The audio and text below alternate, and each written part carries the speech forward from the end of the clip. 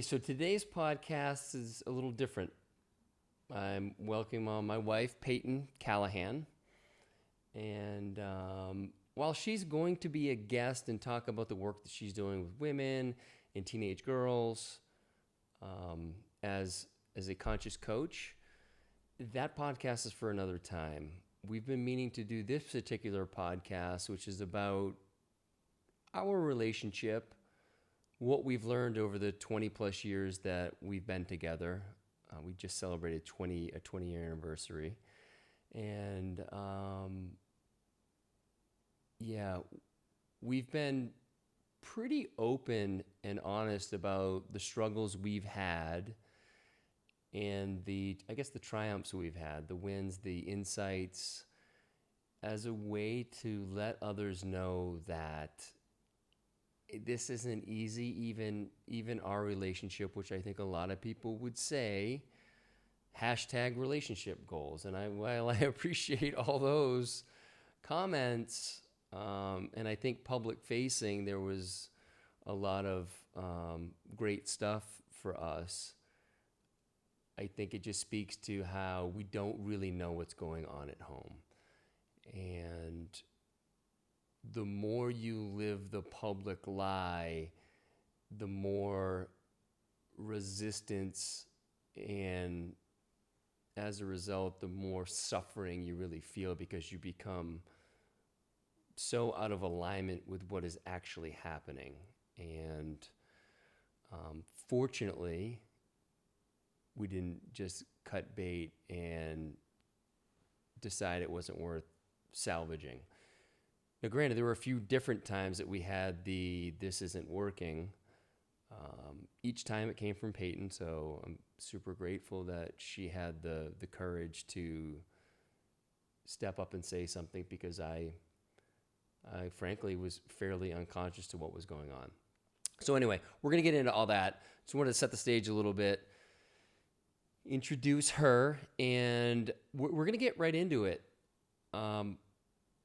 Really just, Peyton, there's a few different points of entry with where shit was not right, and it was very clear for her.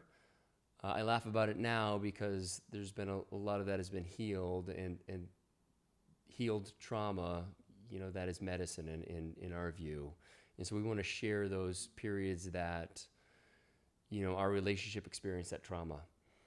And sometimes we dealt with it in a really good, mindful way, and other times there was escaping and numbing and other things. So we did it all. But today we're kind of well aware of the pain points in our particular relationship, and have really just in the last couple of weeks had some really open and amazing conversations that we've just never had before, and we've really put down our guard, which has been probably the biggest thing. And so we'll get into that later. Anyway, it's enough out of me. I think, like I said, whatever story you feel called to tell, let's talk about that. As you mentioned in your intro, you mentioned how you present yourself to the outside world. And I think with us, we weren't trying to be something. It wasn't a false front. I think what it was is it's so hard to read the label when you're inside the bottle. And I know explain that for people, because I think it's a great saying, but I don't want that to be lost. I didn't know how sad I was. I didn't realize how unhappy I was in our relationship until I had a few brave friends who I refer to as teachers who didn't let me lie to myself. And slowly those people appeared in my life to kind of give me that shoulder shake and say, are you good? This is what I'm seeing. And I had a few of those teachers come into my life. But I guess I'll start October 2017. And we had a lot going on. We had just moved into a home. start of the school year, so every parent can relate to the kind of craziness there.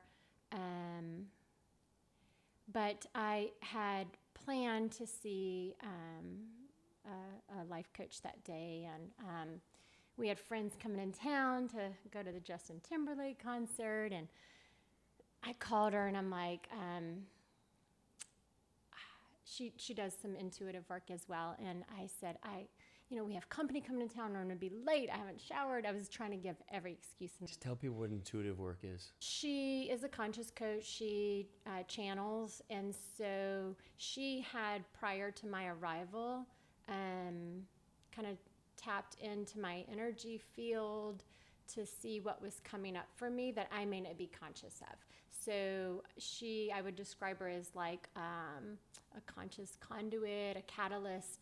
So someone who can kind of maybe see what's going on that may not be in your awareness. So it's kind of like the work that I do. But again, I can't work on myself. So she goes, you know what? I'm ready for you. And just come on. Just show up. Show up for yourself. So I did. And as I was walking in her home, she cut me off and stopped me before I came in. And she said, Peyton, I just want you to know that a significant relationship in your life is coming to an end, and you're having a lot of resistance around it. So today may be a hard day for you. And I was like, what is she even talking about? Like, is my dad not well? Never crossed my mind that it would be our relationship, anything. So I'm like, got this. I'm good. Let's go. Let's get to work. And so we sat together for a couple of hours. And just for me to set the stage briefly, the summer of 2017 was a very disconnected summer for me. And for me. Yeah. For us. Yeah. But like, I didn't even know how disconnected you were because I was so disconnected. And so for you to be so surprised is, I guess, surprising on the one hand because I was checked out. But anyway, I just wanted to paint a picture like there were definitely the tea leaves were saying that I was not in a great place. Yeah, but that being said, I wasn't either. And one of the things that she referred to in our session together was, when are you going to realize that the patient on the table is you? She had that written before I got there. And we talk a little bit. I leave still like, what is she even talking about? Still, not you. She even brings you into the conversation. I'm like, nope. Again, she said, you're resisting. So still, you never came into play in that conversation. And fast forward to the next night, we're at a concert. We're with some dear friends here. And you kind of disappear. And one of our dear friends, Turks, puts his arms around me. He wanted to make sure I was having a good time. How you doing? Where's Cal? And I'm like, I don't know. And it hit me right at that moment. The tears poured, and it hit me. This is what Alana was speaking of. This is the relationship that's coming to an end. I am so sad. I feel so alone. I don't know where he is. He's not here with me. He hasn't been here with me. And I can't go on like this anymore. And I just cried all the way after the concert ended to the car, walking in the dark, tears pouring, knowing the next day I had to discuss it with you. Yeah, and I wonder if part of your not seeing it in the first place was if earlier that month I had been in Las Vegas at the shooting, and if that had just but tell people that if they so I was real briefly, I was at the Route 91 festival when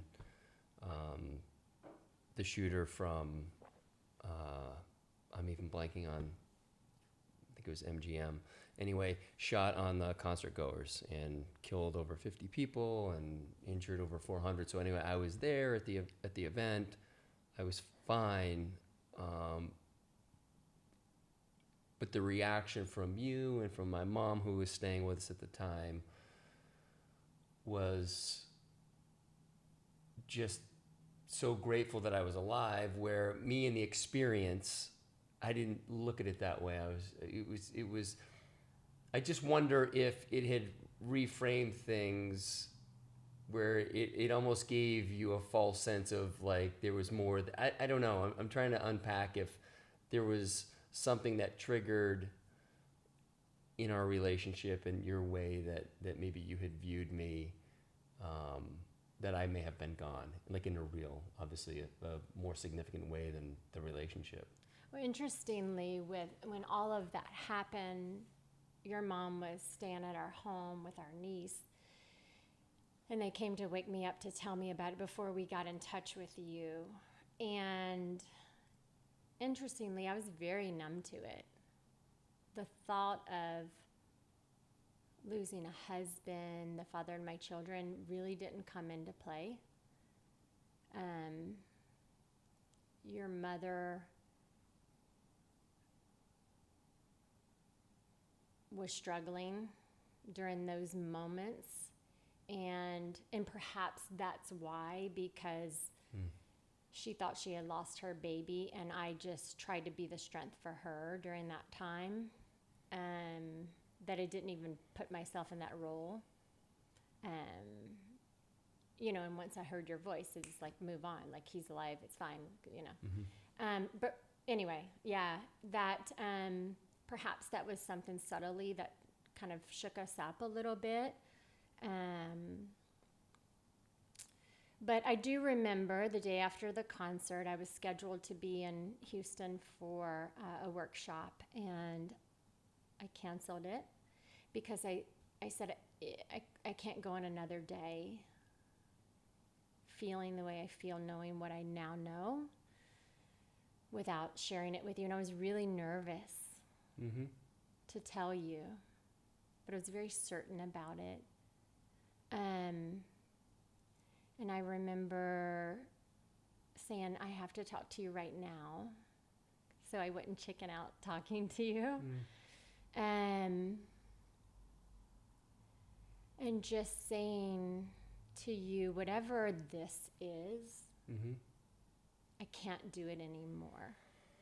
And I don't expect you to be anyone other than who you are, but I don't want to be with this version of you. It doesn't feel right to me. It doesn't feel right to our relationship. And I'm ready to walk away. I remember being completely surprised by it initially, and it was a very brief conversation. It was, yeah. I was about it. I was only listening. I don't think I said anything because I was stunned and I knew that there was nothing to say. That it wasn't about having a conversation. It was you saying your piece. And so once that initial shock wore off, I knew exactly what you were talking about. It's like, oh, fuck! How did we get here? Like what? Because it seemed to happen overnight, in one sense, but it hadn't. It had been years in the making. Yeah. And so I just sat with that, and the following week, I was scheduled to go out of town on Saturday on with a Saturday two of our with children. two of our kids to go out to Palm Springs. And we had been invited to go to the Casamigos Halloween party. Okay. I had been invited because I'd been dying to go to this party. This is where I was at. I didn't want to miss anything. that FOMO, the fear of missing out. And so, fortunately, at that point, the grip on my level of FOMO had loosened just enough where when we logistically couldn't work out the plans to go to LA and then get down to Palm Springs, and it just wasn't working, I let it go.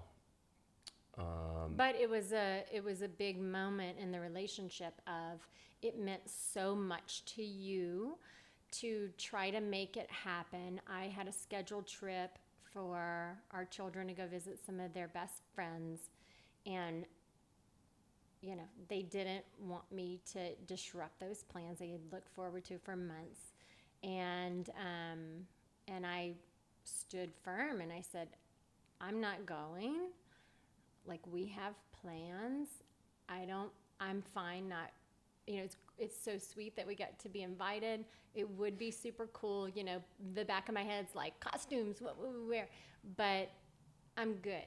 And, but it was a realization for me. I'm like, really? Like, this means that much? Like, I can't. Yeah, so it wasn't like I had let go of the grip of the FOMO. I still had four good fingers on it. But anyway, to be fair, I think there was a time where I would have just gone. Oh, okay. Solo. Yes. I think I even said, go by yourself. Yeah, and so, but I didn't. And the night I was supposed to be at the Halloween party, I ended up having my first psychedelic experience. Now, I had mushrooms before at music festivals and stuff like that. So yes, those were psychedelic, but I mean an intentional, ceremonial, sacred, very kind of ritualistic experience. Well, it was a way for you. You were hurting at that point. I remember you bringing it up to me a couple days prior. And you were using it as a tool, as, a medicinal tool of like, I need help, I'm hurting, and I've read about this, I've heard about this, and, it surfaced for you, and I'm going to see if this will help. Like, Yeah, exactly. It presented itself at the time for you. And it's one of those things I tell anybody who has any curiosity around it, like, you'll know when it's time for you to go into that space. You'll just feel called. And I felt called. I felt like my marriage is falling apart. I have no idea what to do. I felt like there's something wrong with me because I'm hurting people. I'm not intending to do it, but I was hurting people, and I was becoming more and more distant. And so this experience really, just to give people framework, it allows you, it can be an opportunity for you to see behind the veil of how you're showing up or not showing up. And so you see it without self-judgment, without the inner critic. You're just able to see it very matter-of-factly. And I saw very clearly how I had been casting a big shadow on the family, and my needs and my wants and whatever the fuck I wanted was first and foremost. And I saw it literally in a vision, but it made perfect sense to me. That's kind of how I was. And there were a few other things that came up, but that was the big piece for me. And you're getting ready to leave the next day, and I'm home with Jake for the week.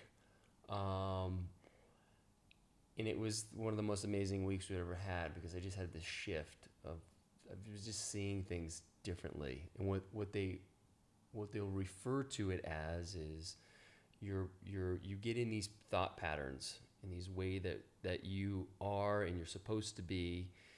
And over time, it's like going down a ski hill, and the grooves, you just keep going down the same path every time. Groove, every time it's the same thing. And so it's really hard to get out of that thought loop, out of those patterns. It really becomes unconscious patterning.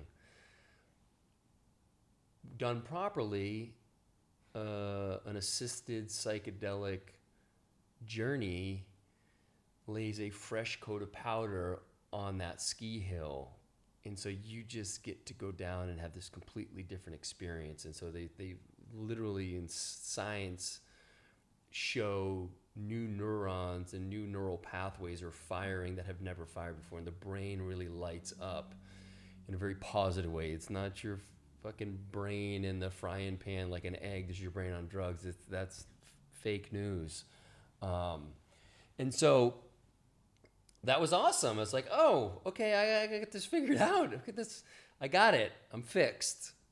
Which, that's the part they didn't tell me about, is there's a lot of integration work that comes after that. After recognizing that, there's still so much of it's a glimpse into what's going on. It's not the fix. There's still so many steps to take after that, which I found out the hard way a couple months later, which I'm sure we'll talk about it at Christmas time down in Mexico. But you were leaving the next day. I was leaving the next day, and in my intention, the next day, I had been homeschooling 2 of our children, and I was going to stay with a friend, a very close friend, a teacher, a mentor, and my plan was to be there indefinitely until I could get my feet under me,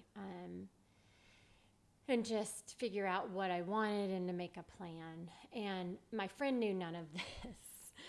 So I remember I talked to you some before I left, but I just basically got on the plane. I cried the whole way there, wore my sunglasses. Our children asked what was wrong, and I'm just like, oh, I'm just feeling, sad and happy that we get to see our friends and, all the things to cover up. And I just showed up at our friend's doorstep in tears, and I just said, I'm hurting and I'm here.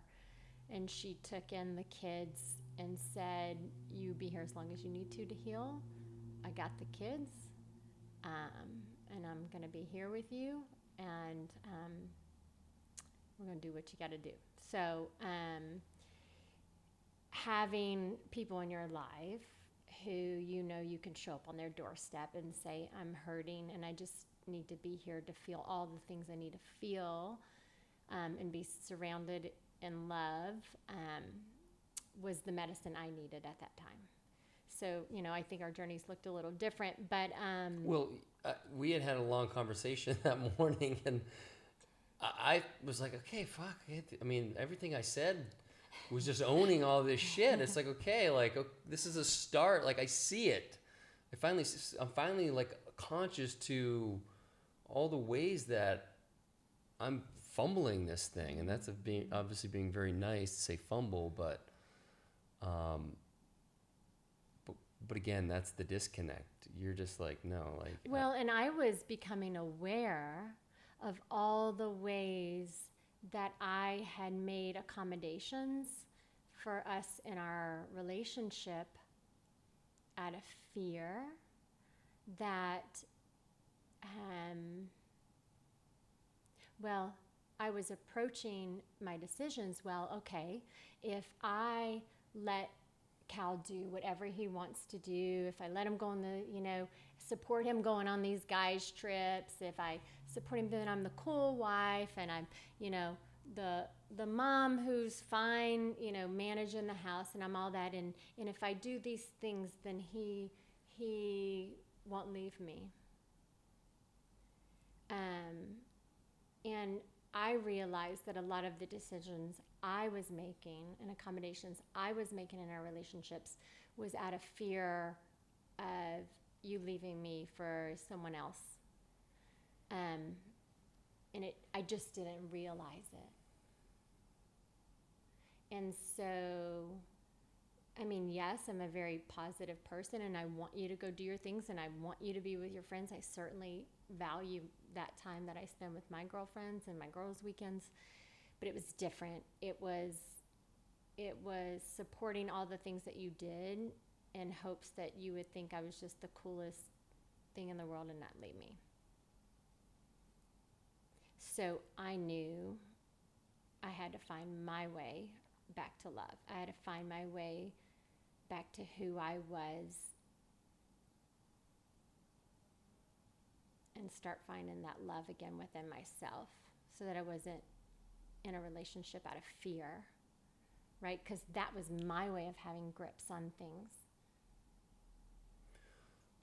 So a couple things come up, just trying to maybe bring it home for people listening.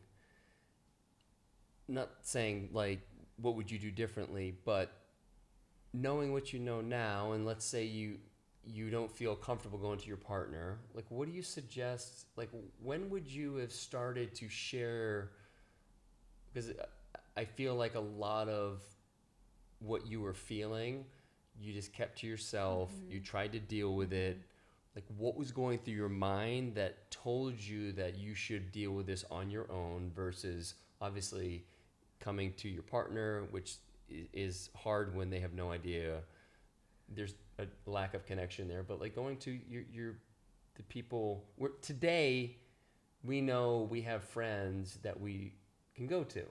I think back then where I was at was less of like when things weren't going that well between us, I wasn't really sharing it with people. I was maybe bitching a little bit, but I wasn't like, man, like this is what's happening. Today, if you know, like a month ago when we were off, I reached out to a couple buddies, like this is what's going on. Like what am I doing wrong here?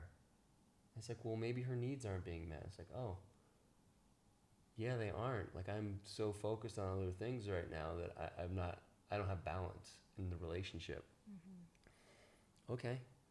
And so then I was able to, it made sense to me. It wasn't like, man, that sucks. It sucks if she's being a bitch or whatever. Right? Which, not necessarily saying that's what my friends would have said in the past, but today the conversations are much different. And we don't let them, as a group of brothers, we don't let them get to the point anymore. We start to feel something and we throw it out to the guys like, hey, now, the next step is as soon as you're feeling something, and this is where I feel like we've come over this is really new, like the last couple of weeks, when something feels off, we start to just, hey, what's going on? And I think that's where we are intending to take the relationship rather than try to deal with stuff. And well, I was afraid to, come to you and be vulnerable. I didn't want to appear needy. I didn't want to appear like this, like I got it together. I can handle my stuff. I'm good. I mean, my friends can all say that I have this enormous network of women who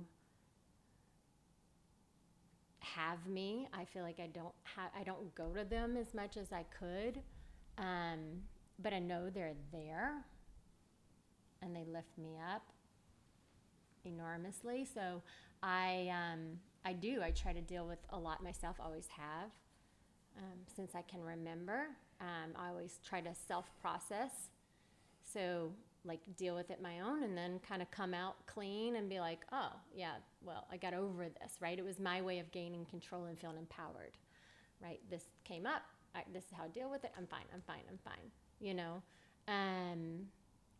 But yeah, I mean, we have close friends that are married, and so I remember being at one of their homes and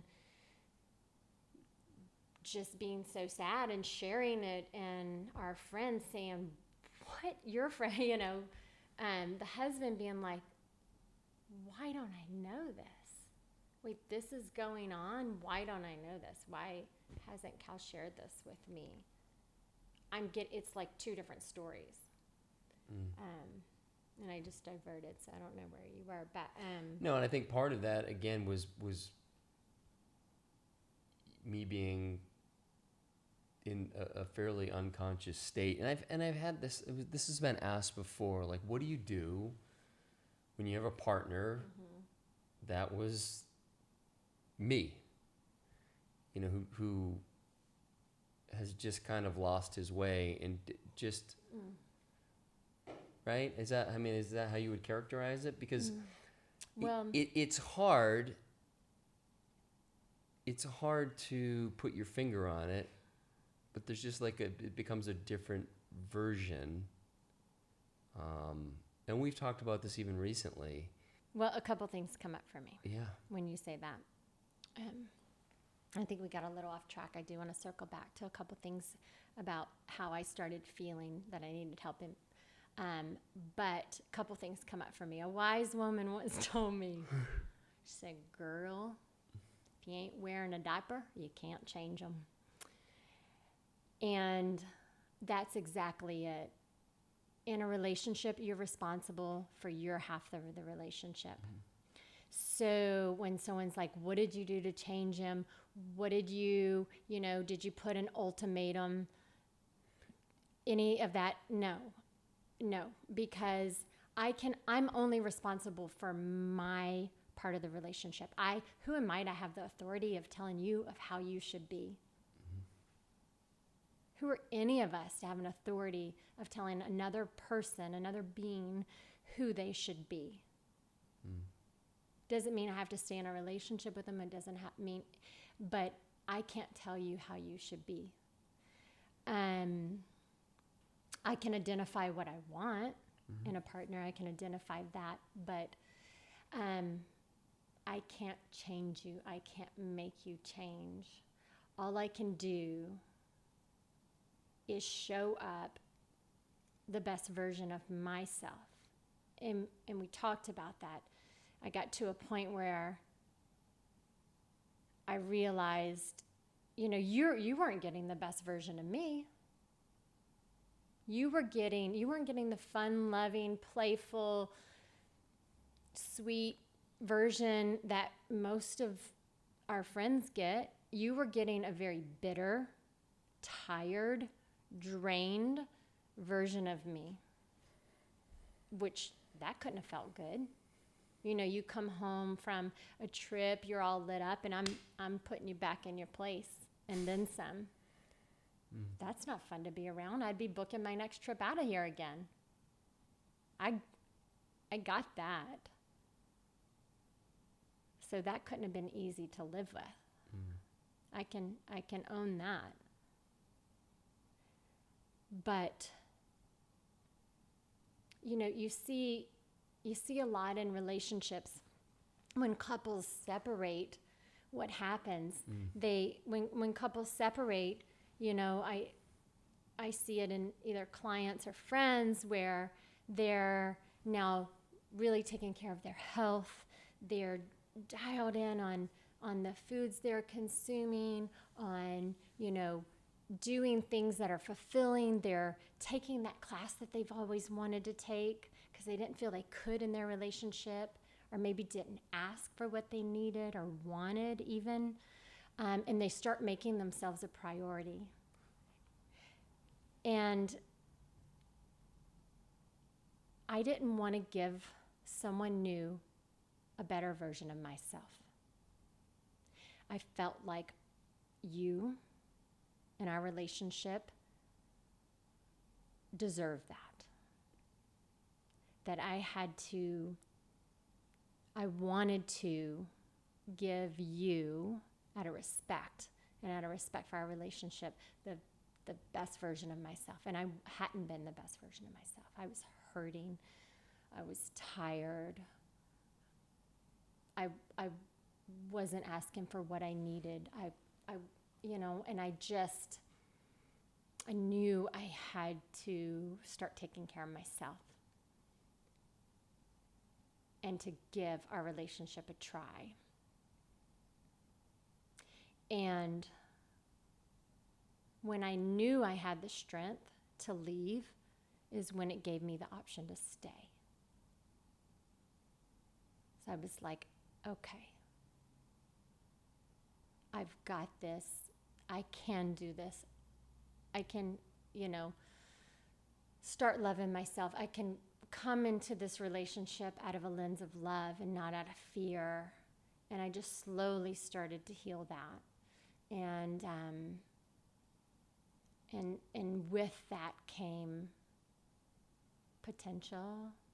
I started seeing the potential in us. For a while, I would meet other women, and my mind would start thinking, oh, I could see Cal, finding her attractive. I could see him with her.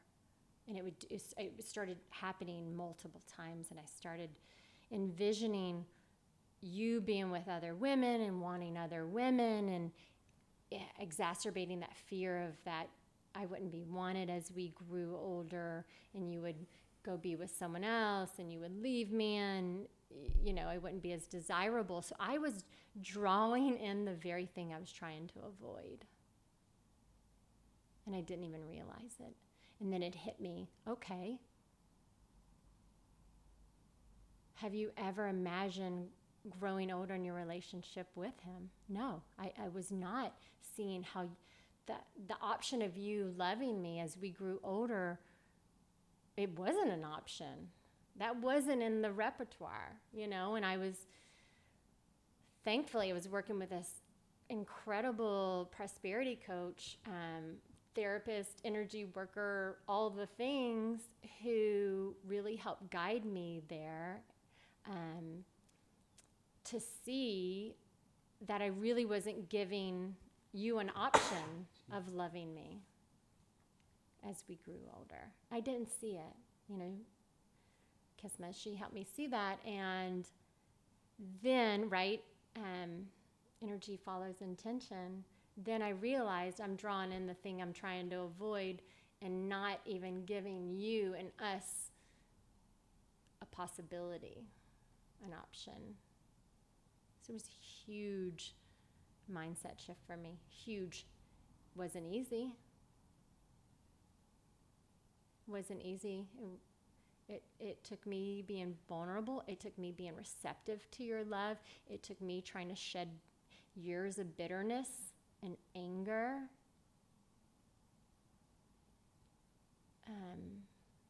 But that was the shift that I had to make. You were on your own. You had to do your own personal work. And I just, I hoped that we would find our way back together, but I didn't know. But I knew I had to let go to be able to see if I found that again, if that makes sense. I want to kind of wrap the original story about our relationship ending, so I want to make sure we go to that. But I think one of the things that I think a lot of relationships take for granted is that the other person, we've been together 18 years, 19, 15, they should know what I want. And when we were at Aubrey's for the Paul Selig reading. So Paul's a conscious channel, and I'm not remembering. Yeah, and he's basically kind of channeled us, and he's like, you two think that the other should know what you want, and you don't speak what you actually need. Oh, really? Oh, yeah. I don't remember this. Oh, 100%. It's like, that makes perfect sense. I remember him saying that you show up with I dare you, and I was like, oh, God, I think I even said that this morning. I dare you.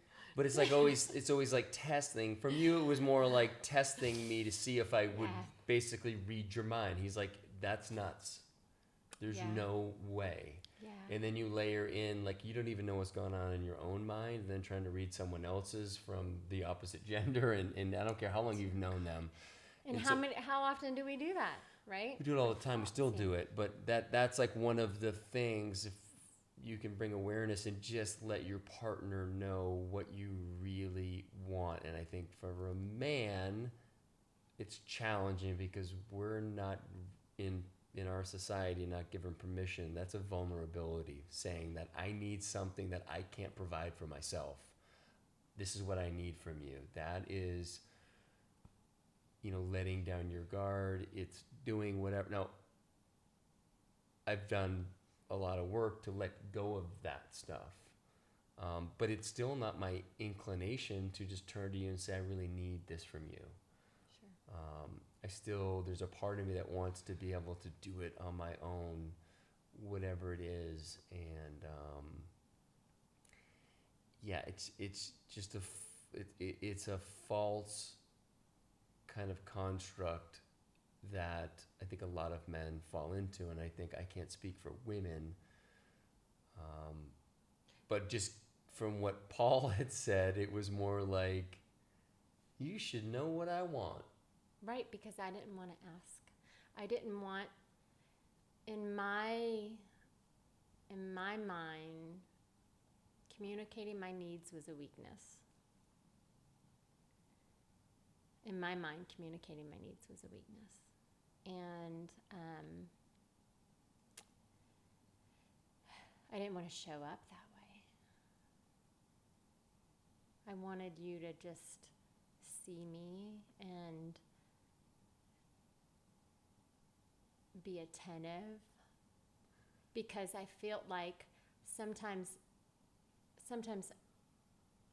I know what people need without them telling me. And I just assume other people can too. And me asking you for something felt like a weakness to me. And I think... And now I'm learning that I have to communicate with my words, with you, and my vulnerability, that I need this. Yeah, and I think that's a great point. I think that probably makes sense for a lot of people listening, that's a big hurdle to get over.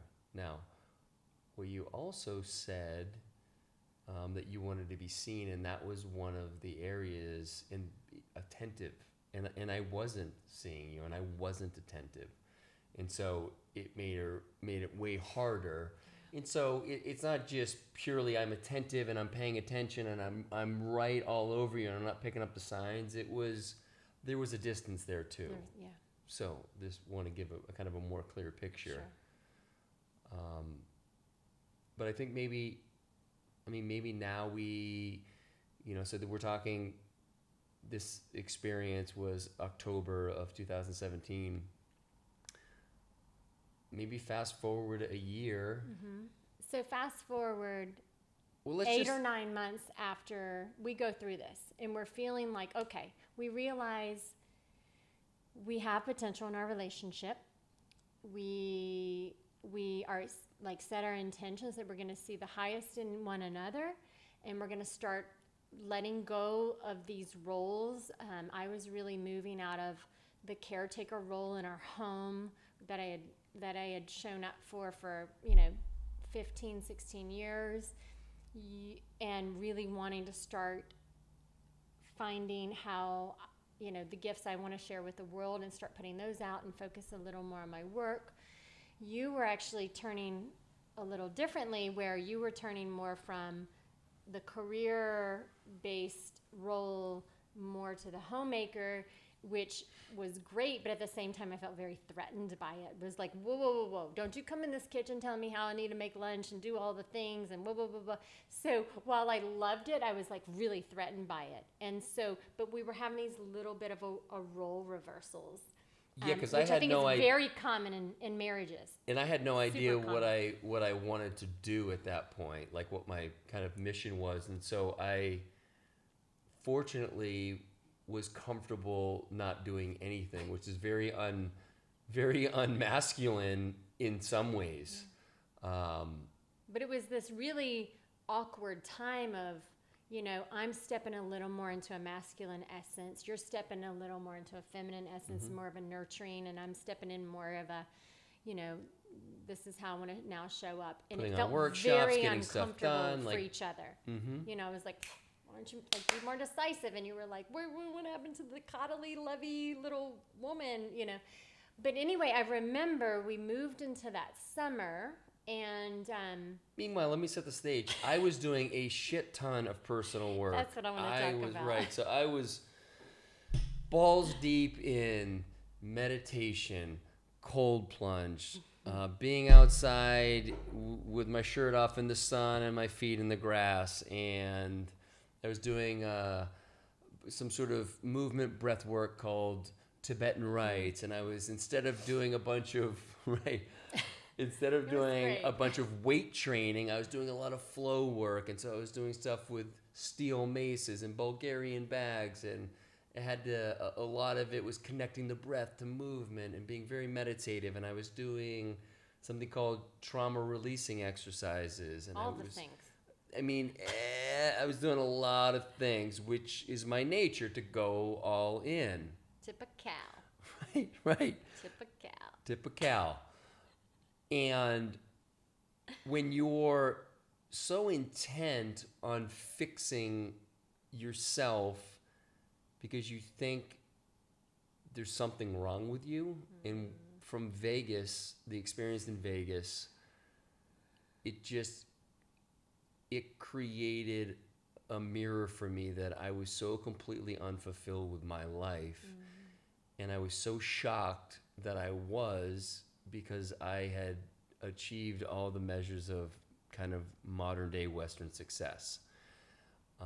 And so that was terrifying to me, but I had to figure out I had to get to the bottom of it. And so that's where the psychedelics helped. That's where all these practices I just mentioned, people I started to meet were on the same journey. I was drawing in similar people who were my teachers. And you've heard some of them on this podcast: Ryan Frizinger, Kyle Kingsbury, Matt Fisher, Parangi, then Aubrey Marcus. So there's just been a ton of these men that just started to show up in my life and were teaching me a lot.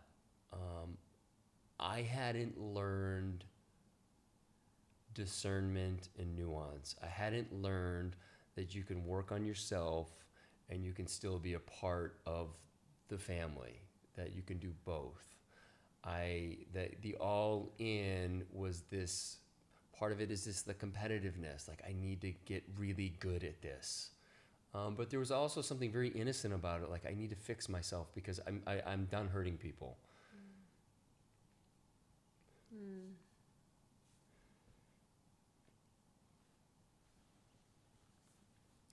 And through some of the men that I've met, they gave me permission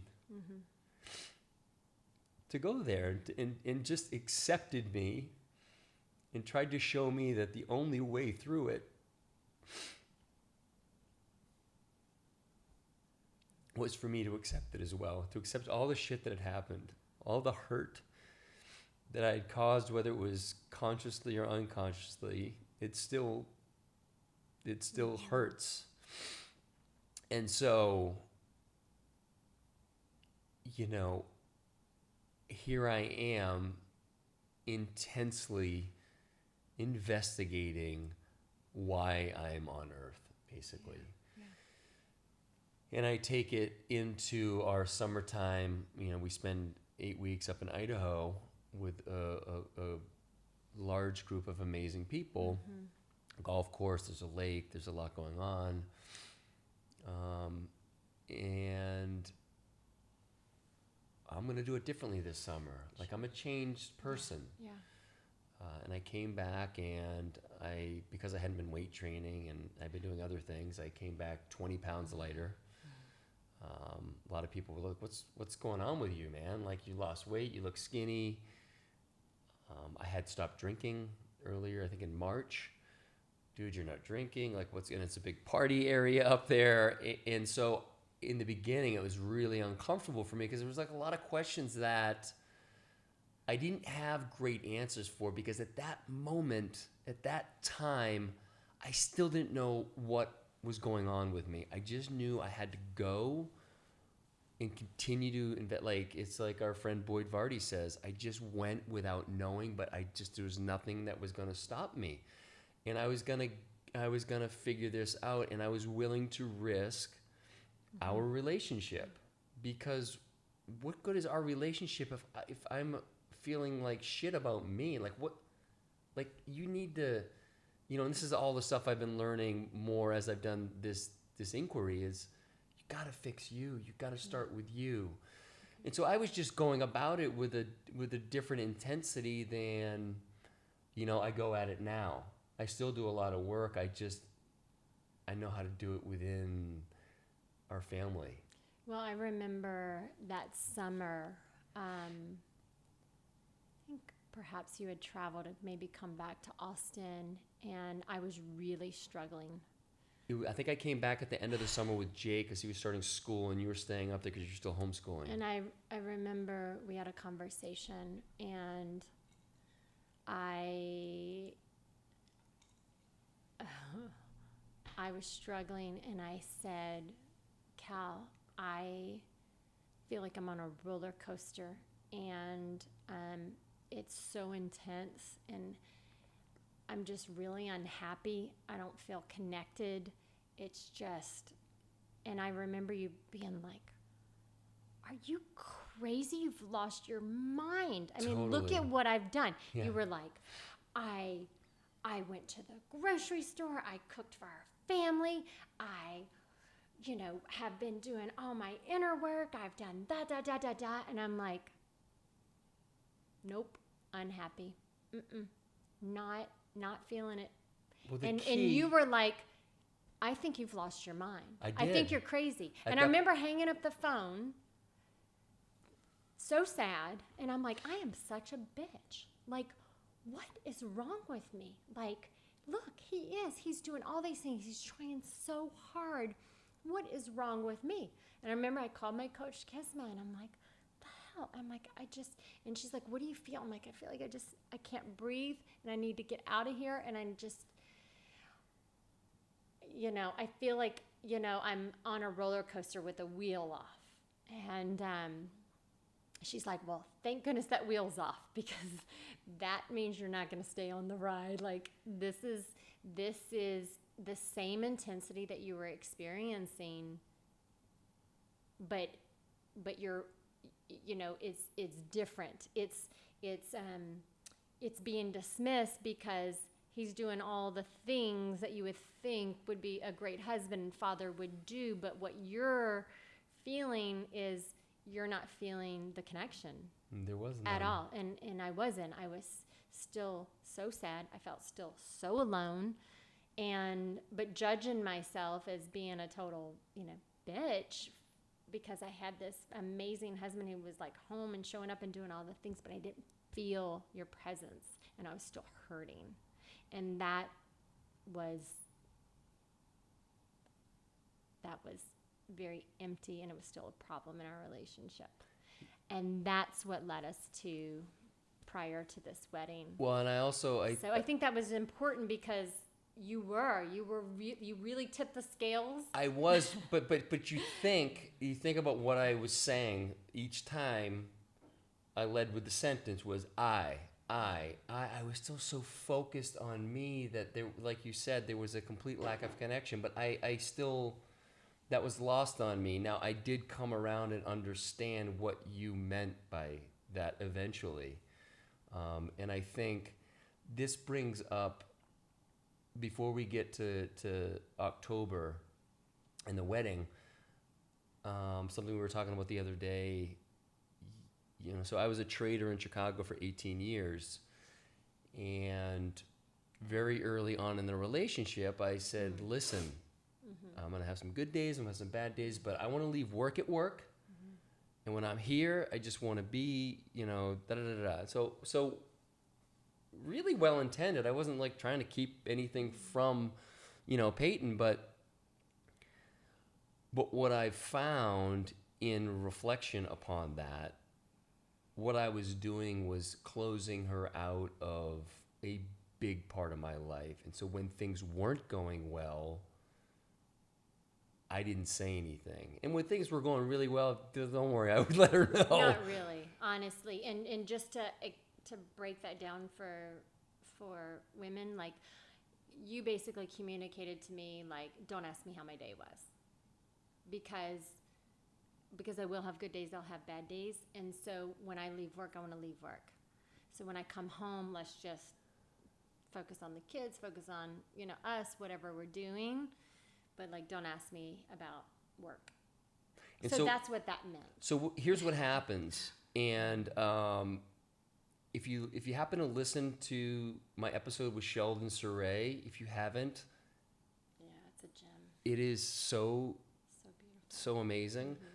But Sheldon brings this up in the context of, Sheldon was a professional hockey player for, I think, 17 or 18 years. He talks about it in the context of the locker room. Like, if you're sad about something, if you're having a bad day, or you don't talk about it in the locker room. Mm-hmm. It's just not one of those areas where it's expressed. Now, in the trading pit, mm-hmm. or in the within your trading team, you can say you're bummed about the way things are going or whatever, but you generally, to others, you don't express like a sadness you have when things are going really poorly at work and you have so let me give you an example. You have a lot of risk on. So each day you feel like you're about to lose more and more money and you just don't have the ability to change it, or you're not willing to change the risk profile. And so you just wear it every day, and it's something that's out of your control and somewhat in your control. But the point is I wasn't sharing any of this with anyone, let alone my wife. Mm-hmm. And as me and my brothers from Chicago particularly have started to do our own work, mm-hmm. when things haven't gone well in each of our lives, when it's around vocation, whether it's mm-hmm. my buddy who owns a gym up in Akron, mm-hmm. my buddy who is an investment banker up in Dallas, or my buddy who's still trading. Mm-hmm. When they're sad about something, mm-hmm. they don't hold it in anymore. Like, we used to hold that shit in. Mm-hmm. Now we share that. And so with that, we share it with our partners. I never used to do that.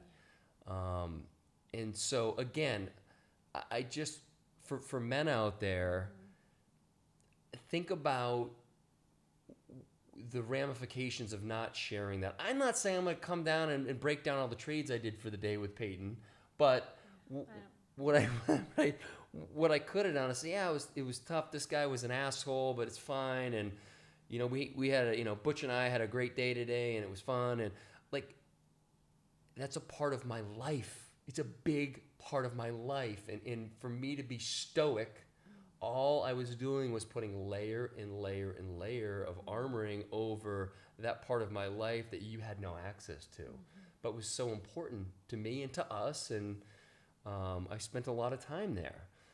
And so that's one of my big takeaways from our relationship when I reflect back on things that might have been done differently. I just encourage men out there to think about, it could be well-intended, and I really felt like mine, by and large, was well-intending, but downstream it didn't end up that way. I'd really just shut you out. And what I found as I've continued to do this work is, yes, I need to show up as the rock and the provider, and that's a role I can play. Well, and I appreciate the masculine essence in you. And the idea is to know when to play that role, and that was the only role I knew how to play. Yeah. And it was the only role I knew how to play when I started fitness training. Mm-hmm. I was all in, and that's a whole nother podcast, but I bring this up because, well, yeah, it's what your wife really wants is she wants to know the real you. And unfortunately, in our culture, that real you is a vulnerable you. And if you're not willing to show her that, and I'm not saying you just walk around in puddles all the time, then you can't hold your shit together. But if you're having a hard time, like, she's not going to leave you because of that. And if she does, well, what does that say about the relationship? Sure. It's all information for you. So for me, it's been a big part of my learning is having that discernment when to be the protector of the family, and then when to be the one who can cry in front of my kids over something seemingly silly to them. How many times in the fucking past year and a half have they seen me just break down about something and they're just like, what's going on with him? But they see, my boys see that it's okay. They look up to me and they're looking to me to model behavior. And by me being honest about how I feel, and they'll listen, as I've done the work, I've been able to have those tears of gratitude. I never had those before. These were just like tears of sadness. I was really bummed about something, like super bummed. But today it happens often, just out of being in touch with that feeling. Well, and we can't tell them how to be. We can only show them how to be, right? And we all want to be loved for who we are. Yeah. So let's move along to, so this was August where we had this phone conversation that was, I thought you were crazy. Yeah, you thought I was crazy. And then I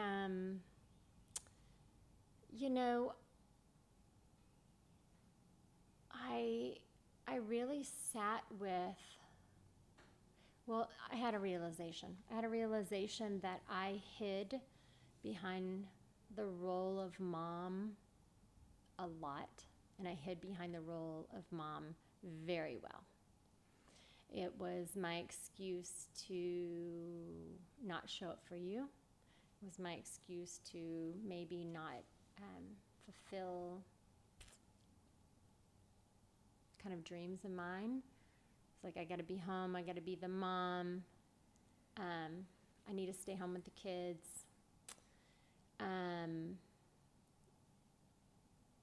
Because when they grow up and leave, where am I?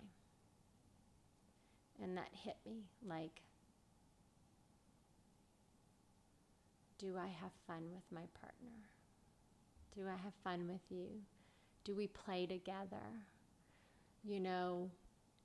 You would go out of town and I would go on all these adventures with the kids. Again, you didn't get that fun version of me. And that kind of hit me very hard. It's like, shit. Am I going to love this relationship without them? Let me just tip the scales a little bit, because you're beating yourself up a little, but not. Oftentimes, the things that you were doing, it was my preference to not necessarily do it. It was my preference. I preferred a little more curiosity and adventure, but that's just where we're a little different. I think that's where we were a little different. Today, folks, I'm like 2 weeks into my surrender experiment, and the idea, and if you signed up for my newsletter, you heard all about it, but the idea is when the universe offers you something, and the universe can come in the form of your kid asking to play a game of Battleship by his quirky ass rules, you don't say no, my preference, you don't say no, I want to simply play the normal rules, which is what I would normally say. You catch yourself, because it's still your inclination to say no. You say, sure, let's do that. And when your kid wants to play basketball at 10:30 at night on a Sunday when you're just friggin' tired and you want to go to bed, you say yes.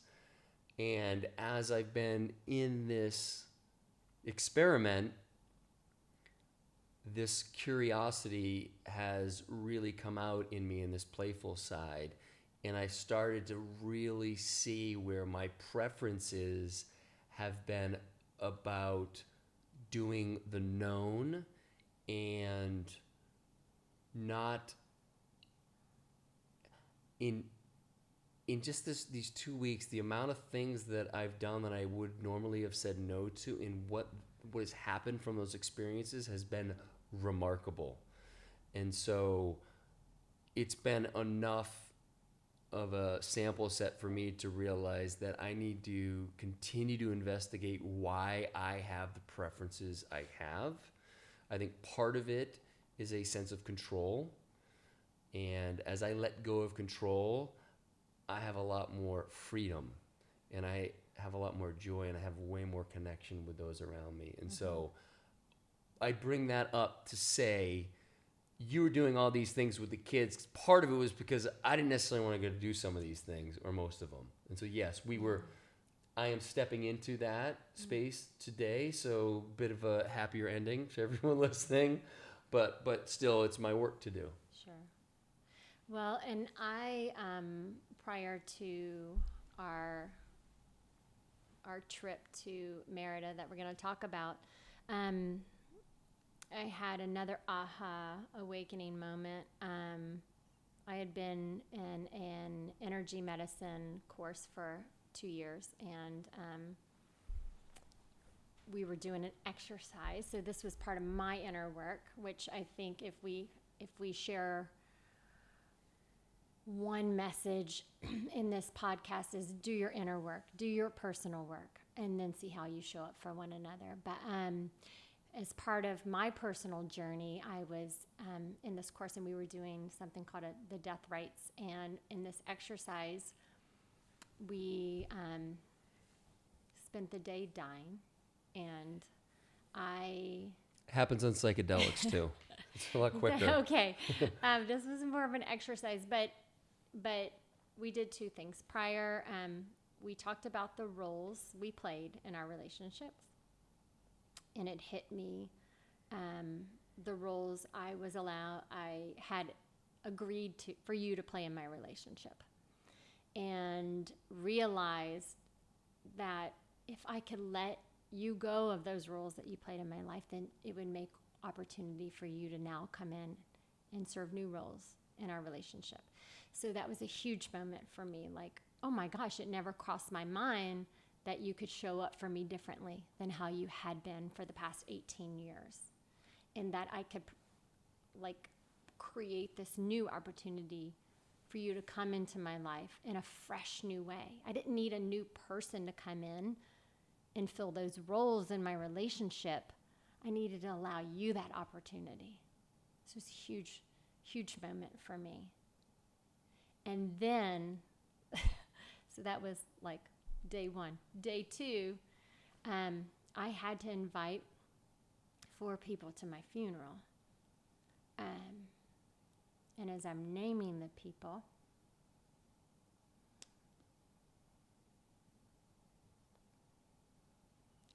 I stood in front of my class and I started bawling. And I said, I don't want my husband here, because I want to be surrounded by people I know who love me. And I doubted that love. And, I said it out loud. And so, of course, the, shaman leading the course was like, and he's in. Someone play the role of Cal. And did a lot of work through this particular exercise. And it was a huge awakening for me. And I shared it with my friend. And every day my friend Lauren would call me and say, have you talked to him yet? Have you talked to him yet? Nope. Peyton, you got to talk to him. You got to communicate these things.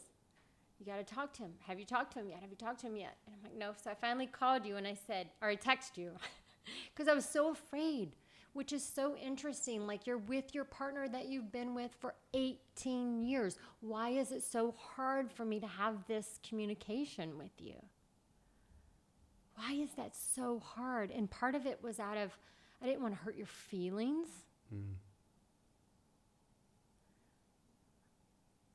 And I was scared to be that vulnerable.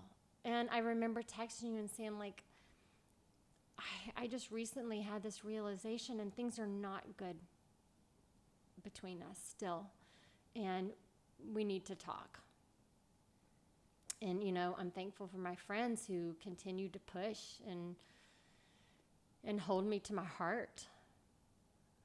And I think you were at lunch with your buddies. I got one of the best pieces of advice I've ever gotten. I was at lunch with Kyle Kingsbury and Aubrey Marcus, and I get this text, and my inclination is like, fuck, okay. And Aubrey said, brother, just go in there with no strategy. Just go in, listen. Don't worry about the outcome. It will be what it is.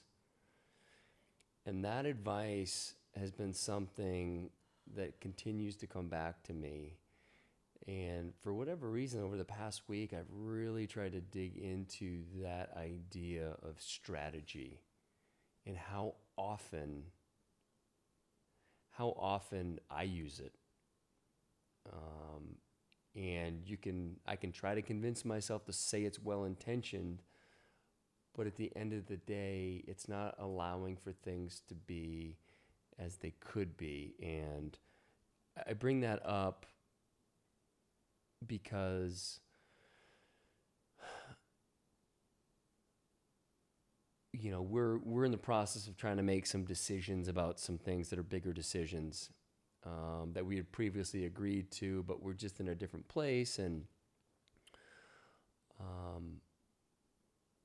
I have the propensity to have the idea and try to shoehorn your interests along with it. My idea, it's just like, it's great for you too because of this.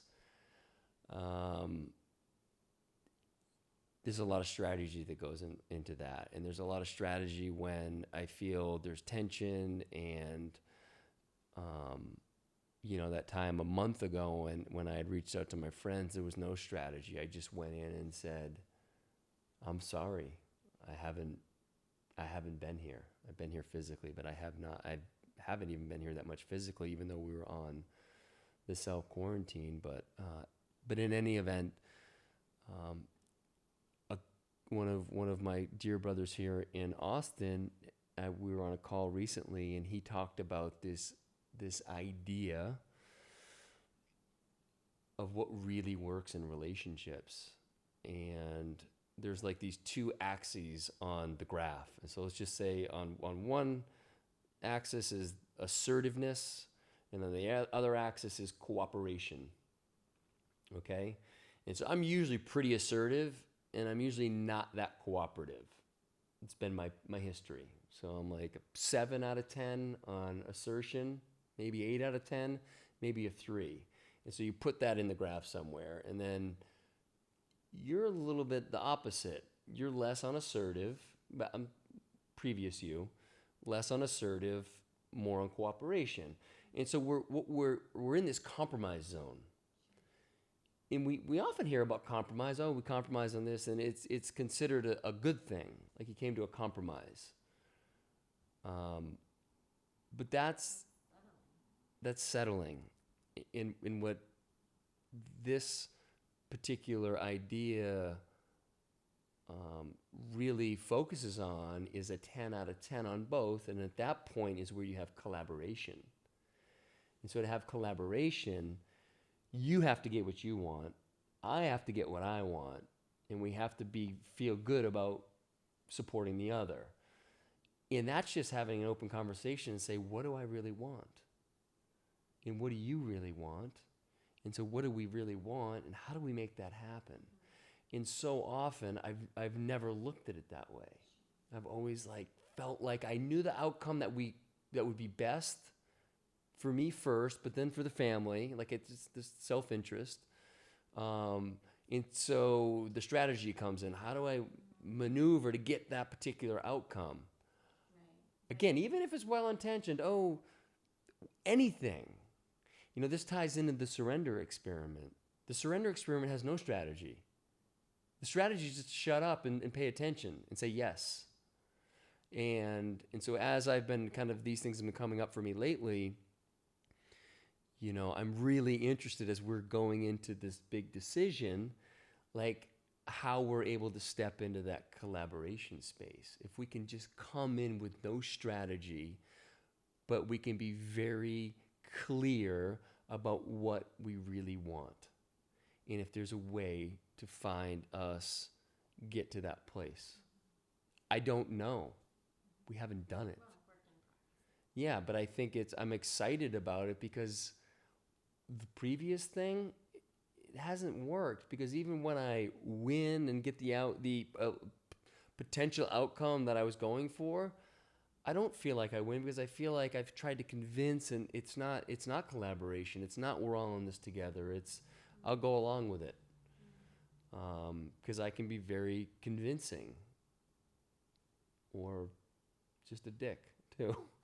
Anyway. Yeah. So I think that conversation came up about me really questioning the longevity of our relationship. And we had just planned to attend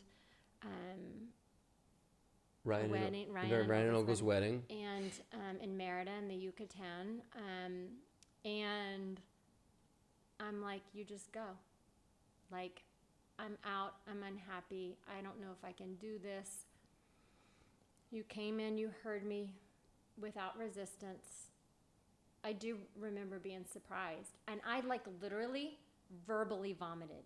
Like anything else that was still in there, I was like, I didn't want you at my funeral, and now you can play new roles I don't even know if you want to, and I don't have fun with you, and I can't play, and I really love to play. Like anything that was in my heart just kind of came out that day. And you just took it and just let it wash over you. And I remember being ready for the fight. I was like, I'm ready. And you just let it wash over you. And I remember being a little surprised by that. But so I remember being like, you can go to the wedding by yourself. However, I was like, dang, we had some really cool spa appointments booked. It was a week long too. It was a week long.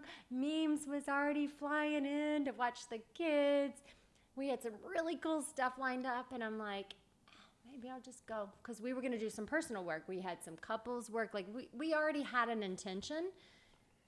Temazcal ceremony, which is a sweat lodge, which is a detox and a shedding. And I remember when you showed me the list, I was like, anything with couples and I was like, we're going to do that. We're going to work on that. I'm going to do this. I was literally circling all of the treatments, all the things. Best resort we've ever been to. So special. Steeped in Mayan culture. It's called Chablis.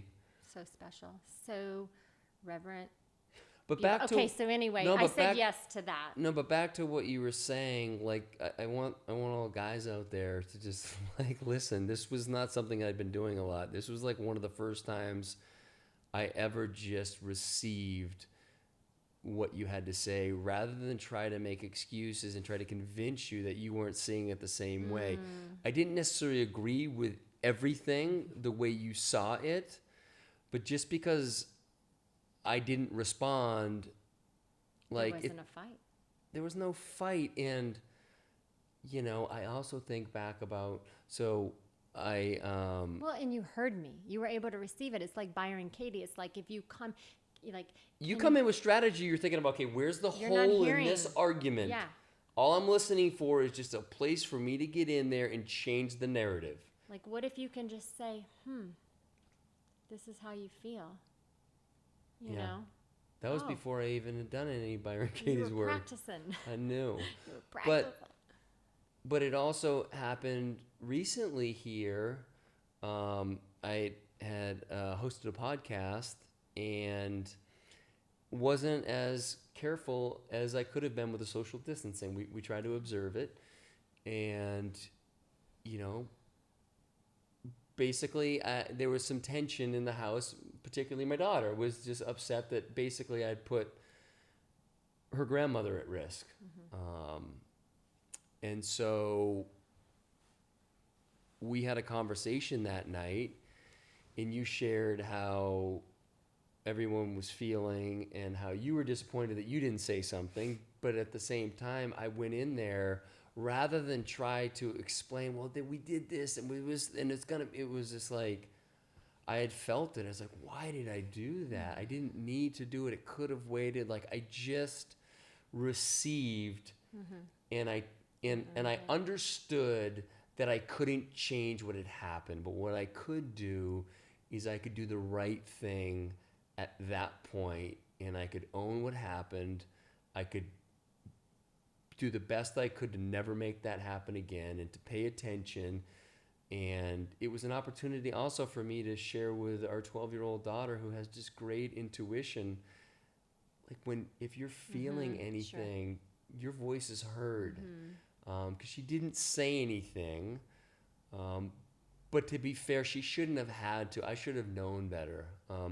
But I didn't. And so the fact that you should there means I didn't. So if I would have known better, I wouldn't have done it. And that's a whole nother. Right. And that being said, you didn't beat yourself up. You accepted responsibility for the decisions and moved forward and owned it. And I mean, that's something we can all learn from, is like that self-acceptance and, okay, how, what did I learn from this and how can I move forward? And that's it. Move forward. Yeah. So, and again, I'm glad we're talking about this, because it's a reminder for me, like, the next time it comes up where strategy wants to come in, it doesn't fucking work. What's worked every time is me just listening, and it diffuses the fight, whatever's there. Well, it's no battle if it's just one person. Yeah. But you're heard, you're seen. Yeah. And I listen to the whole thing, and then I can figure out what I need to do to make it better, to make it work for both of us. And it's and these conversations are the same when you approach me, and I try to receive as opposed to react, because I can be pretty intense with my and we've had a few of those, I feel like, lately, where just shook your head, you've received it, and not felt like you're being judged. I think a lot of times when we feel... For me, it's dismissed. That's my feeling, my sentiment. I think we... When I come at you with something like a criticism, you don't feel like you're being judged? Oh. I'm saying when you come to me... Oh, I see. There's some old programming that feels like I'm being judged, but I'm not. I'm not being judged. If I feel like I'm being judged, I'm not really listening. I'm afraid of whatever, like, oh no. But if I just take this as information, as you explain to me what's going wrong, that's amazing. That's great. I'm grateful that you can share with me. Like, why wouldn't I want to know? Yeah. We were talking about this the other day. For so long, when I would sense this shift in energy from you, where it felt like I had done something wrong, and it wasn't always that I had done something wrong. It could have been anything, but I was afraid to approach because I didn't want to hear what I had done wrong. I didn't want to, as I told you, I felt like I was in trouble. That little boy, like, I'm in trouble. And, as I've done more kind of thinking in that area and really trying to peel back the layers, it's like, why, like, you're my partner. Why wouldn't I want to know what's troubling you? Okay, there's a chance it's me. There may be a high probability it's me. Why wouldn't I want to know what it is that I've done that has upset you, triggered you, whatever? Because we're scared.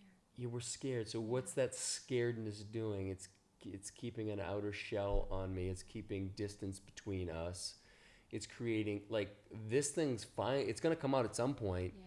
Like, why not just each time you feel something, why not just go into it? It's never as bad as we think. Ever. but it's that little, it's that hurt inner child that is for me, I feel like is running the programming at that point, and he doesn't make good decisions. He just tries to hide and not be seen. Well, I don't know if it's, I don't want to label it good, bad, right, wrong, but it's the only decision you knew how to cope and handle that situation. So again, it's like that old programming. Right. May not be the most efficient decision to move you forward. Right, but it's like the coping mechanism of when you're that scared as a child. Like, what do? Yeah. You don't go into it. You don't know what you're gonna get. Yeah. And so you go hide in your room or whatever. You just get out of there. Confrontation. You avoid. Yeah. You avoid, and unfortunately, that does not work. That's useful as a child when there's that stuff going on, but it's not useful in relationships. Yeah. But that's something that I've only, within the last couple of weeks, come to my attention. Yeah. It came up in the East Forest ceremony. Well, and this is what we talk about, like this awakening, these awareness, right? All healing starts with awareness. And so, and that healing takes time because you have these moments of awareness. But you got to keep your eyes open and your heart open to see them and experience them. And just for people, I mentioned the East Forest ceremony. I want to give a little context for that. Mm-hmm. East Forest is a musician. He's in my opinion, he's an amazing medicine man. I've been posting about his meditations that he's been putting out during this time, but his music is amazing. And so he's been doing, every so often on a Saturday, he'll play a 3 to 3.5 hour live set streamed on YouTube live. And the idea is you go in with a set of headphones on. So Peyton and I went in with headphones, our own headphones, and you just go into this kind of personal inward journey that the music takes you through. And so some people will dabble in psychedelics, and some people will do a breath work, and some people will just be in the space. It's kind of pick whatever you feel called to. But in that particular space, I saw quite clearly that both Peyton and I had our inner work to do with that inner child was hurt, and that trauma hadn't been healed yet, and it was still running the programming. And for me, like I said, I feel like I'm going to get in trouble. And I think for you said it's being dismissed, or that for me, I was the peacemaker and kind of the joy in the family, and if I could keep everyone happy, then that was safety. So for me, that's my work. Yeah. But I feel like for you in our relationship, the kind of the cord I'm detaching from was this feeling of being dismissed by you in our relationship. Again, my feeling, whether that was true or not, my perception. But yeah, we all have our inner work to do. So yeah, we're at the wedding. Forward. Okay. We're at the wedding. So I decided to go. She decided to go, and pack some cute outfits, Shan. We got there. We got there like Wednesday. I think the wedding was Saturday. Thursday, we have a Peyton and Cal ceremony. So it's Peyton and I. Which we have done like 15 years ago. Remember? Yeah. Oh, yeah. I tucked you into the one. Yeah, and it was a completely different experience because Yes. I had no idea what even it. So it's a sweat lodge. It's call it a 3-hour. The intention of this ceremony is to kind of cleanse yourself physically, emotionally, mentally. And basically, even the foundation of the Temazcal, it's shaped like a womb. You crawl into it, their elements. They're heated stones that have you sweat. You're in complete darkness. And it's very intentional. It's led by, for us, it was an abuela. She was this unbelievable healing facilitator.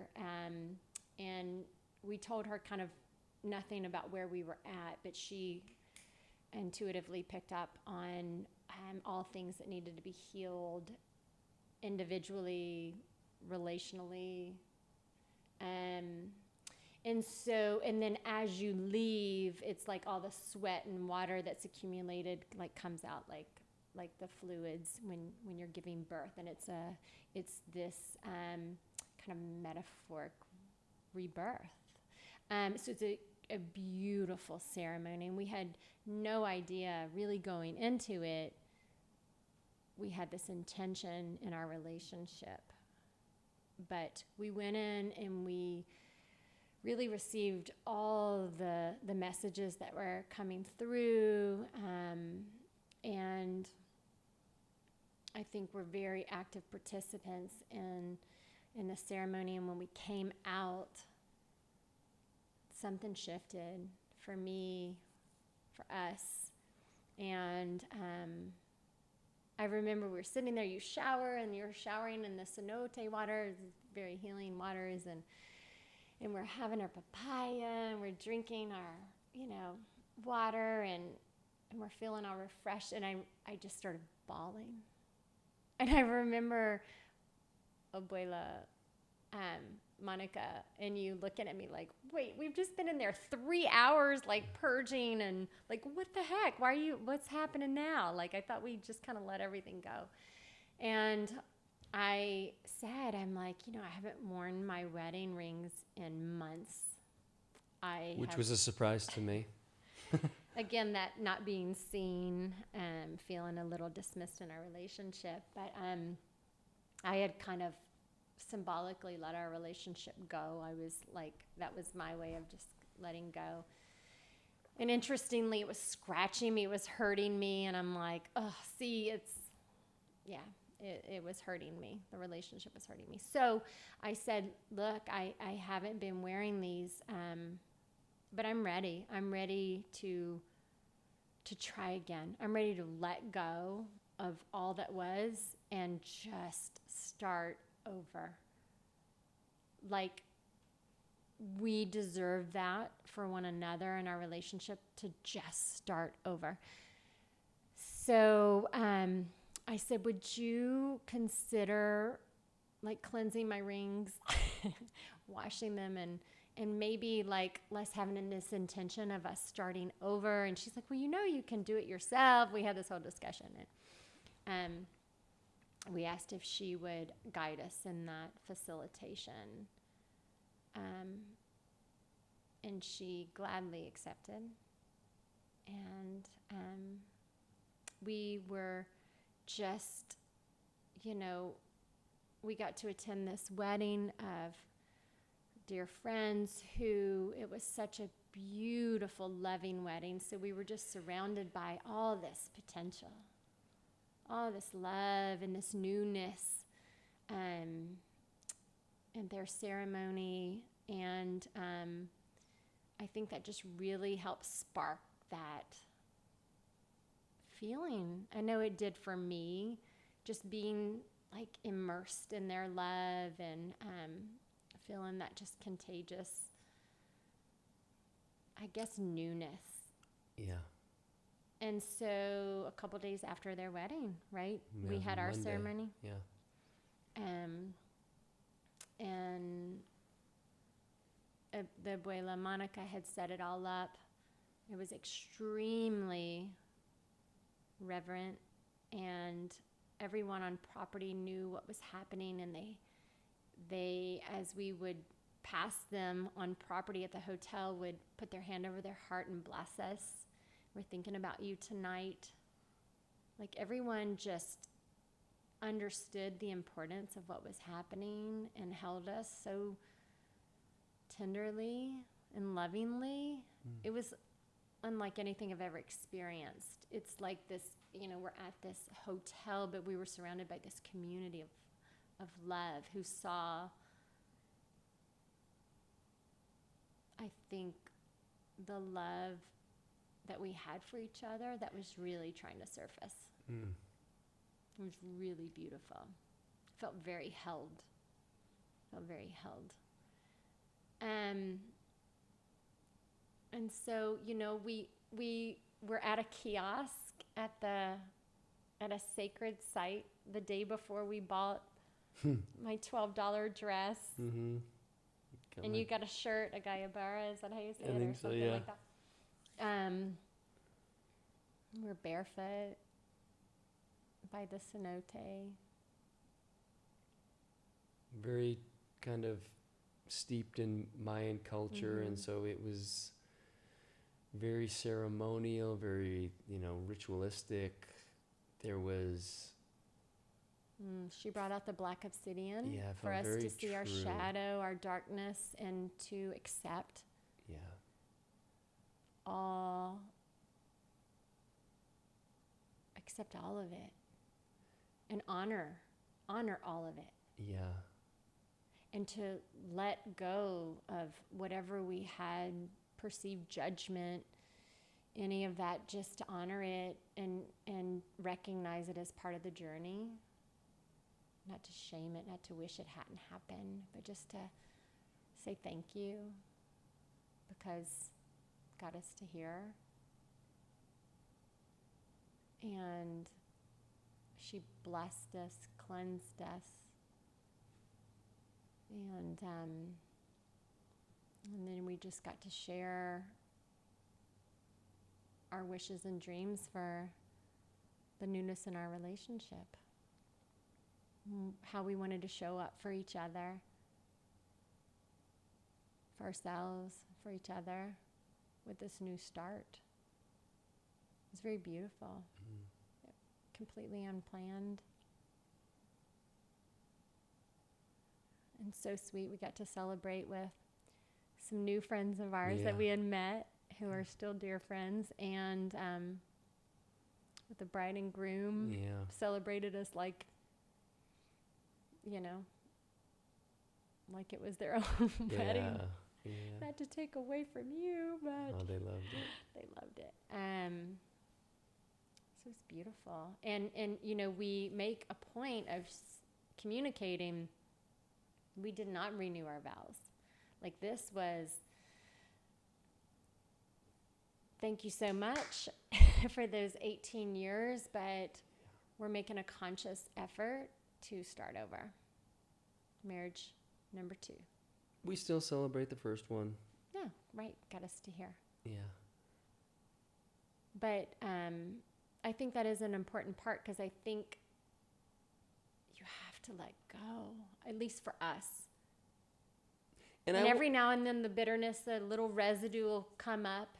That's what I wanted to talk about. Like, even though the intention is to let go, you know, for some, there's still a lot of healing that needs to happen. So your intentions in your mind, this is what you want to, you know, let's just be frank here. For you and I, there's still some of that residue. More for me. That's what I mean. That's what I meant for you to me. And,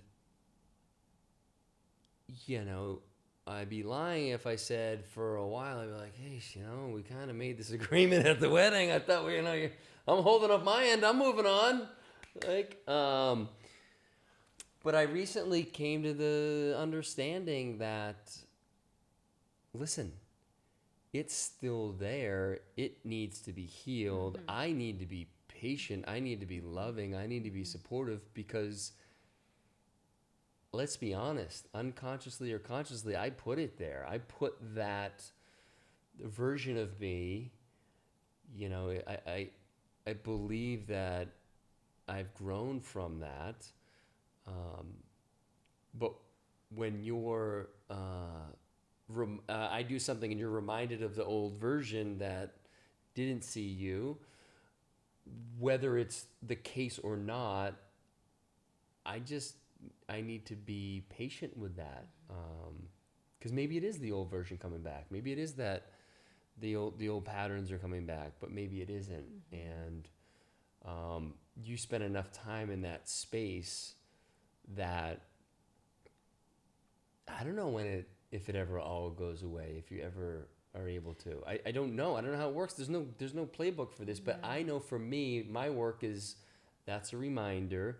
This is what happens when you disconnect. Again, it doesn't matter why you disconnected. You know, we talked about it a bit on the walk the other day.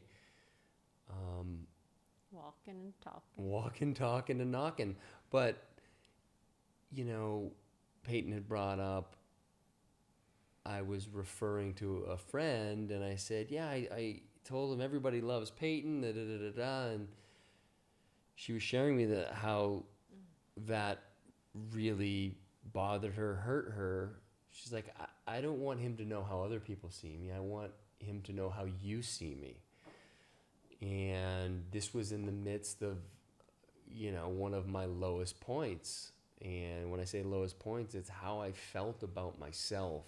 And knowing what I know now, I just question, you know, your inclination is to believe that it was because I didn't love you or I didn't have feelings for you.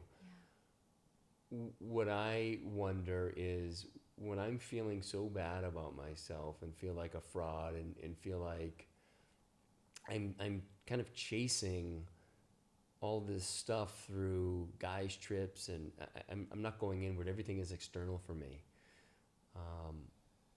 How can I honestly and authentically talk about how I love someone when I don't love myself? I didn't love myself. Yeah. And maybe it's different for everybody else, but I know for me, and I've read this in plenty of books, you can't give others what you don't have. If you don't love yourself, man. Like, I know that when I get triggered about something, whether it's on Instagram or something, it has nothing to do with that person. There's something about me that's not right. Sure. And that's an indication that I'm feeling like there's a scarcity with me. There's that I'm not enough, that I need to do more to be worthy of love, of whatever, fill in the blank. And so, again, if you're in a relationship where you're not feeling seen, if you're not you're not feeling that connection, maybe your partner just has completely disconnected from who they are in their heart, and I don't want that to sound weird and esoteric, but I think there's a lot to be said just from my own experience that I never intended to hurt anyone, but I was so lost and had, I mean, to the points of self-loathing. And I think that's very common, unfortunately, in the Western world. It's very common that you beat yourself up about every little thing you're not doing. And it's when you get into that comparative paradigm and you start looking around at other people and you put them on a pedestal, you start thinking that you're a piece of shit and you're not worthy of love. And I'm guessing that probably makes sense to some people. But anyway. When I do, I think your inner work changed the lens in which you see the world. I mean, not only did I start being seen, I saw the way I felt and saw the way you then saw our children, the chaos, the animals, and allowed it to be a space of joy and allow it to fill you. There was a huge shift. Well, there was so much resistance. Saw the beauty, like, in things, in which then I started to feel you seeing the beauty in me, the way I, acted or interacted with the children or whatever. I felt like I was you could finally see me. And that was after I think you did your work. It's like you opened your eyes after years. No, that's it. It's a waking up, and it's a continuing. I don't think you just wake up once and you've got it figured out. I think it's you start to become more conscious. You become more aware. You have a bit of a waking up, and sometimes you fall back, and sometimes you wake up some more. And it's in my short kind of journey of this, it's what I've learned is that it's just a process. It's just like being in it and being aware of it, and that's just understand that that's part of the human experience. And do I wish I had started waking up earlier? I don't know. Things are really good right now, so like maybe that changes things. Like I think it's just it happened how it had to happen for me. It happens. I'm grateful for your patience and perseverance and. I want to communicate this. I think in relationships, sometimes walking away and saying goodbye is the optimal option. However, I think in many relationships, sometimes we want that version of it to die, to end, and start over, or that version of our partner. And I think that's the part where we get stuck, because it's not necessarily that we want to leave the person, or we want to leave this version, this state of our relationship. And I feel like if you can allow that to end and process it as a completion, a death, however you want to word it, a shedding, and find that newness, that sometimes it's not necessarily a new partner, but a new way in which you both show up in the relationship. And I think ultimately that's what I wanted to communicate, because I think often in relationships we just get stuck and we get in this relation stagnation, and we just don't know how to start. And so it's like a relationship depression. How I want to, you just get so ambivalent. So I feel like, one, it's having awareness. Like, this isn't working for me anymore. It also always starts with awareness.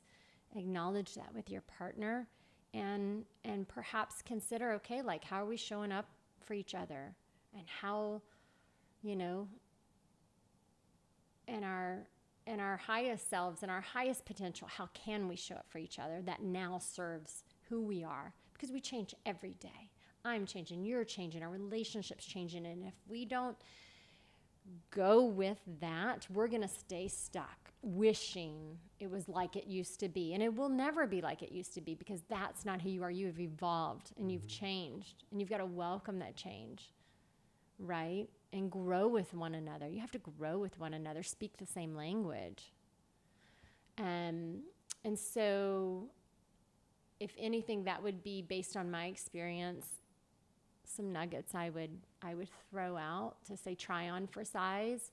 Because I feel like even when this residue, surfaces and the bitterness creeps in, at least now we can more respectfully and graciously acknowledge it and say, okay, I see you for what you are. That's that old pattern. I love the term you use, pattern interrupt. Let's interrupt what's happening right now, and how can I either communicate what I'm feeling, like, it's creeping back in, I'm not feeling good, acknowledge it for what it is, let it go and move on, and just know and have a little grace with myself, like, these things are going to happen, but at least now I can see it for what it is, and continue to grow with you. Yeah, and what that brings to mind, and we've talked about this before, that version that needs to die is really was a reframing of suicide. Right, I'll share with you. That the person who is in that kind of suicide ideation thinks they physical wants to die, but it's just that version of them And that state needs to die. Yeah. And they've, there was a famous study of people who've jumped from the Golden Gate Bridge and survived. And they talked to all of them, and to a person, they all said the one thought after they jumped was regret. They didn't want to die. They just couldn't live in that state anymore. Right, and so that just it's an example of people who did the thing, like jumping off that bridge. You think there's 100% chance you're gonna die, and so they did it, but they survived, and so they were able to go and ask them, what was your thought when you jumped? And it's like basically like, fuck, I don't want to die. And so it's that they don't physically want to die, but unfortunately, and again, I'm not a doctor or anything like that, but that just made perfect sense to me. And so in the context of the relationship, in the context of the relationship, it's okay if that version of the relationship needs to die. Who fucking cares? Let it go. Like, live. What does it need now to flourish? That's what I've been trying to imagine for our relationship. Like, let it come in and revive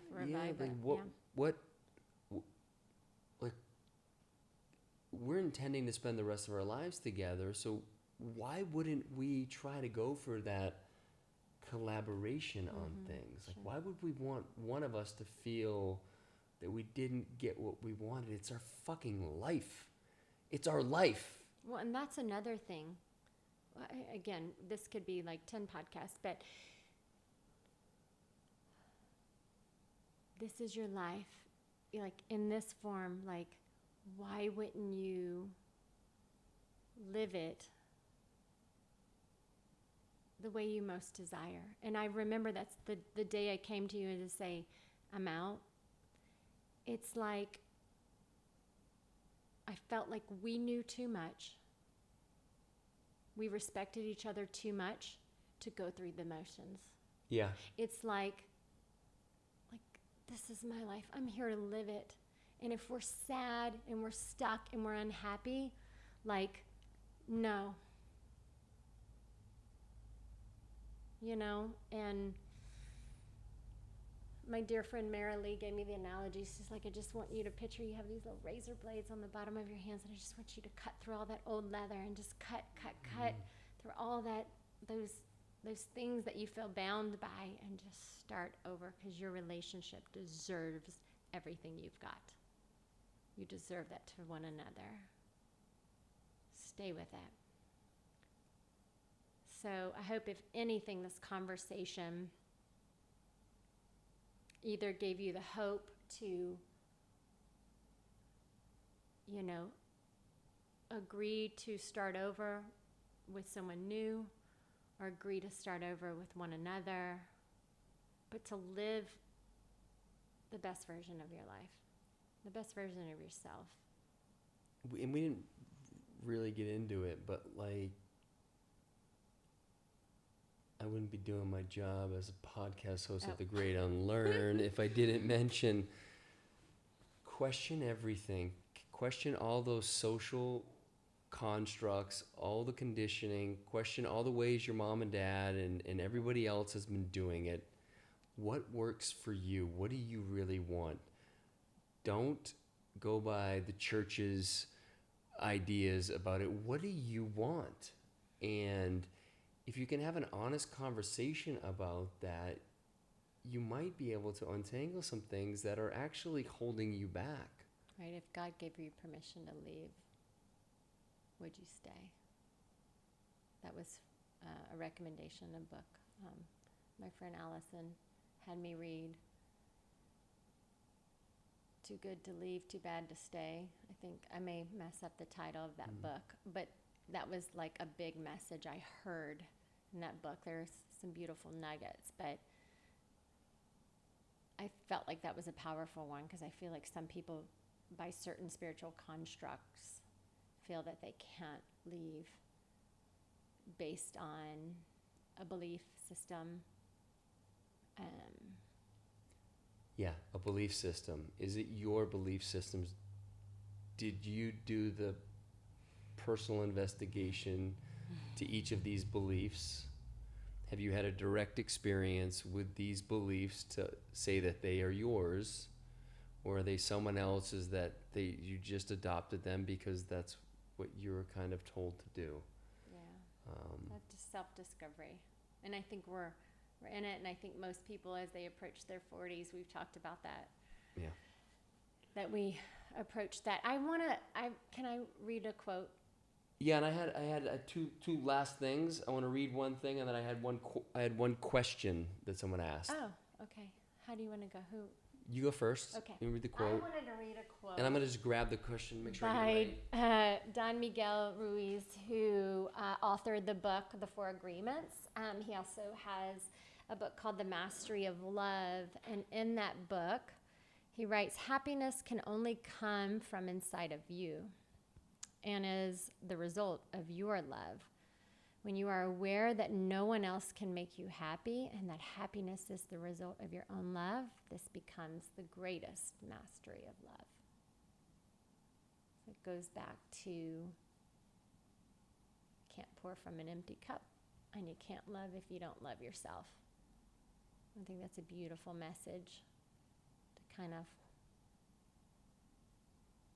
tie a bow on this conversation.